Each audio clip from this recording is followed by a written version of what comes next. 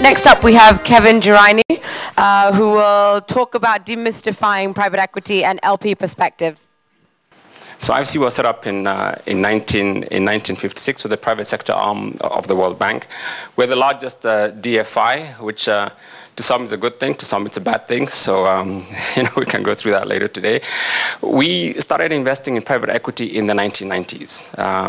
We're the largest investor in private equity in emerging markets. The funds that IFC supports represent 10% of all funds in emerging markets. And so I would say roughly 50% of our total portfolio is first-time managers, and we can discuss our IFC's experience with that. Globally, we have put $5 billion into private equity, only in emerging markets, and 250 funds. In Africa, we have committed to between 40 and 50 funds in private equity, and a little bit over $1 billion. Because we're a DFI, we invest in a whole spectrum of funds. We invest in funds like Ngala's, where we expect extremely high returns in Ngala, to some which are very developmental. We invest in funds in places like the DRC, Liberia, Sierra Leone, Congo Brazzaville, extremely risky markets. To summarize the model, we as investors will pay a fund manager 2% fee, and he'll get 20% of the profits. We as investors expect to get all our money back. We're going to get a preferred return, anywhere from 7 to 8% per annum, and 80% of the profits. And when it all works out, I think everybody's a winner.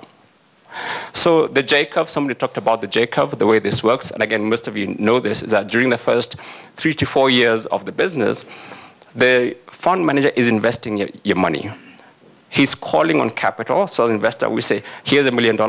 The next 3 months, here's another $5 million. So he's putting money into the business, but he's seeing nothing in return. And so as an asset manager, when you look at what's happening, everything is negative, right? Because he's drawing on capital, but getting no returns. Hopefully, and this normally peaks or bottoms out in year 3, right? So from year 4 onwards, the GP is starting to get some money back. He's starting to get dividends, right? Starting to get interest coupons, interest payments coming back, which is passing on to you as an investor. I don't think we should shy away from the risks of the industry. Other than in Africa, a market like Mauritius, where you have good administrators and custodians, across the continent, accounting firms, tax advisors, investigators, other than the top 3 or 4, in other emerging markets, there's a whole slew of very strong second-tier advisors and consultants in other emerging markets which are there. In Africa, we're finding, other than the top 3 or 4, then there tends to be quite a big gap or just a lack of insufficient talent. And so the GPs that we're working with, we're seeing, is that they're hiring individuals, partners with very strong operational background, which are able to drive the value that we just discussed, because it's not luck to achieve the returns that we just saw. So in conclusion, success is skill, not luck.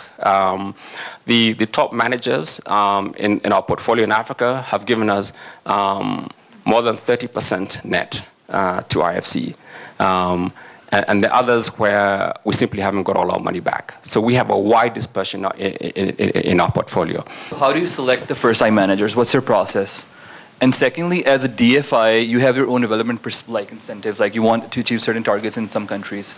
How do you ensure that your whatever development incentive you have is achieved along with a private, like if it's a good investment or not? It's important for us to be able to track what the developmental impact is, because we need to report to our board on what's developmental impact. So if the only thing we are getting out of investing in a manager is the ability to make more money, that's insufficient for us. We track everything from job creation. So we did a study of our portfolio over the last decade and saw that mid-cap equity managers, for example, have a higher job creation rate than SMEs, for example. Now that's counterintuitive because you think SMEs are not create their jobs. No. So those types of benchmarks are things that we monitor. On the applications or the requests that you see, what is your ratio of approval versus rejection, for lack of a better term? Thank you. We reject, I would say, the majority of requests that we get.